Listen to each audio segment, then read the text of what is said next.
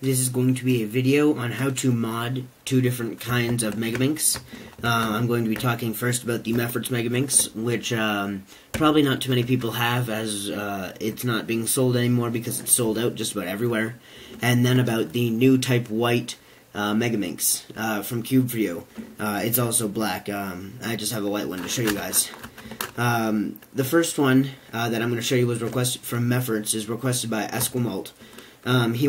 He has one of these and he wants me to show him how to mod it to make it better. So first you're going to need some tools, obviously.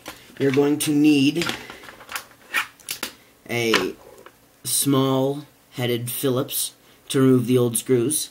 I believe the Meffert's, when you buy it, has small Phillips headed screws, and if not, just get a big Phillips headed screwdriver, as you'll need that to put the new screws in anyway.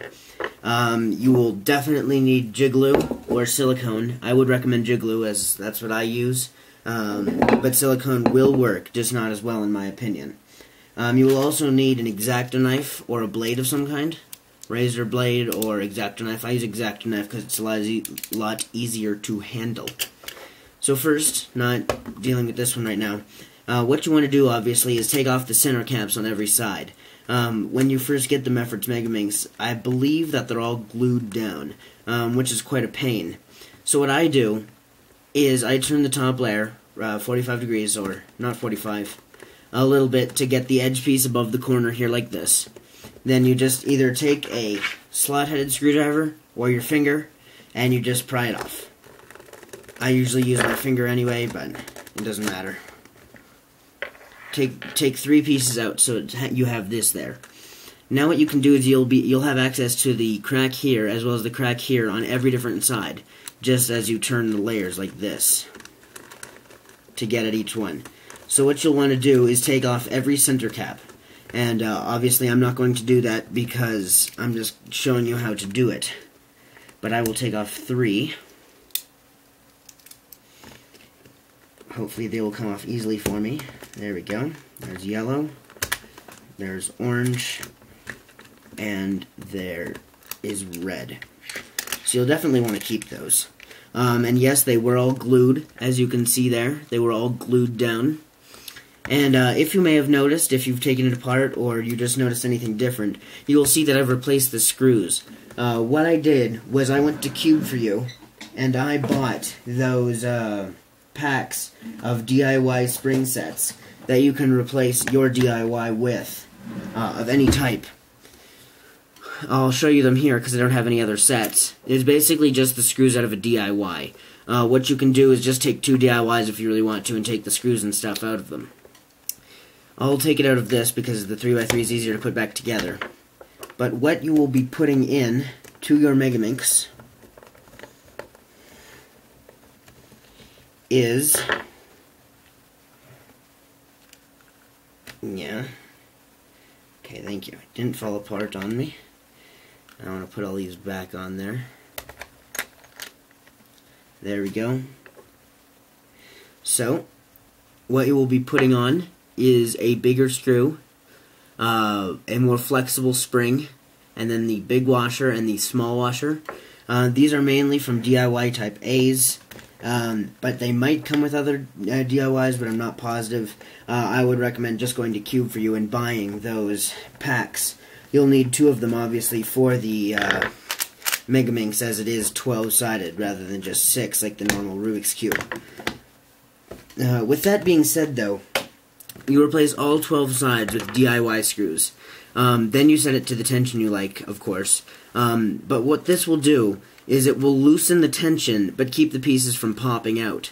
So you'll be able to turn it a lot quicker, obviously, because the tension's not there. And it won't pop like it would if you just loosened the normal screws that are in there. So I'd completely recommend doing this, even if you have to take apart a DIY, because those can function almost as well with different screws. Next, what you want to do while you have the 3 edge pieces out is spray your silicone or jig glue in there. I would highly recommend jig glue. Just do a few different squirts in each direction in there to make sure that it gets in all the different parts, and then maybe even taking off an edge pair on the opposite side to spray on the other side. Don't spray too much in there, And even if you do spray a lot, be sure to work it in for 5 to 10 minutes at least, probably more. I worked these in for up to an hour after each time I put Jigglyglue in them, just to make sure that I don't deteriorate the quality of my cube with the Jigglyglue. Now the last thing that you can do, this will make it cut corners easier, and I've done this, but you won't be able to notice it, I don't think. Maybe you could, I'm not sure.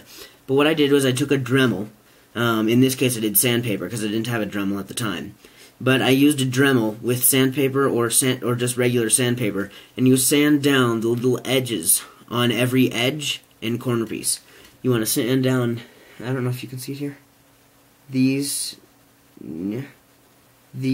lines here on both sides of the edge, and then these sides here on the corners, and then a little bit around the inside of the corner here, just to make it turn a little easier. Then once you've done all of that, that is quite a hefty order to fill. You don't have to sand it if you don't want to. I just found that it works really great. Once you do that and assemble it all back together, it will turn really well. It won't lock up nearly as much, and it'll turn great. You have to be careful, though, that you don't loosen the DIY springs too much. Since they are bigger, if you don't tighten them enough, then the center caps will pop off, because the screw will be poking on the inside of each of the caps. So that is how I modded my Meffert's Megaminx, and that's how I got it to turn this well. Another thing I'd recommend doing as soon as you get the Megaminx, assuming you haven't lost any already, is to peel off every tile and glue them back on with super glue. As you can see here, I have lost quite a few of the tiles. I lent it to a friend and he lost quite a few of them, which is rather annoying. But I replaced them with stickers. And a quick question for everyone: if you have a Meffert's Megaminx and you want to get rid of the tiles, or you're willing to sell them to me, peel them all off, and send them to me, I would greatly appreciate that, and I would pay you for it. I would like to receive 11 of each color of all the 12 colors on the Meffert's Megaminx. Tiles from the White Cube for You Megaminx will not work, as they're different colors, etc. So as soon as you get the Megaminx, do these 3 mods on it, and then remove every single tile and glue them back on again with super glue that you trust, rather than the stuff from the factory, which obviously doesn't work as well as you'd like it to. So that's how I would mod the Meffert's Megaminx. I realize now that since this is an 8-minute video already, I will be making a part 2, which is how to mod the white or black new type Cube for You Megaminx.